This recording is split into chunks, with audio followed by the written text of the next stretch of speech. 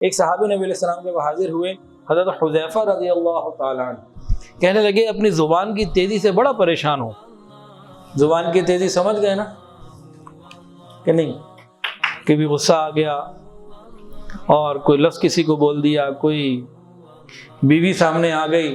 آج کل کے تو نوجوان کہتے ہیں حضرت گھر کے باہر جو ہے نا گلاب کا پھول اور بیوی کو دیکھتے ہی کریلا نیم چڑھا، پتہ نہیں کہتے بیوی کو دیکھتے ہی غصہ چڑھ جاتا ہے، کچھ ہو جاتا ہے۔ تو یہ فرماتے ہیں صحابی کہ میں نے نبی علیہ السلام کی خدمت میں حاضر ہوا، عرض کیا یا رسول اللہ میری زبان گھر والوں کے بارے میں بڑی تیز ہو جاتی ہے، مجھے ڈر ہے کہ اس زبان کی وجہ سے کہیں جہنم میں نہ چلا جاؤں، آگ میں نہ چلا جاؤں۔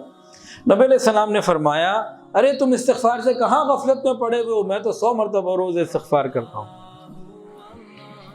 یعنی زبان کی تیزی اگر ہے اور اس کی وجہ سے پکڑ کا اندیشہ ہے تو استغفار کی کثرت سے آسانی ہو جائے گی، زبان کی تیزی کم ہونی شروع ہو جائے گی، فکر پیدا ہو جائے گی انشاءاللہ۔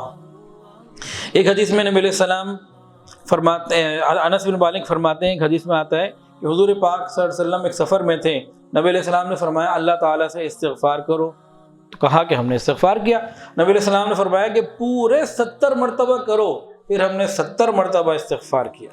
فرمایا کہ جو شخص ایک دن میں 70 مرتبہ استغفار کرے گا اللہ اس کے 700 گناہوں کو معاف کرے۔ استغفر اللہ ربی من کل ذنب واتوب الیہ، یا پھر استغفر اللہ، جو بھی استغفار کا ہم صیغہ استعمال کریں بہت اس کے فضیلت ہے۔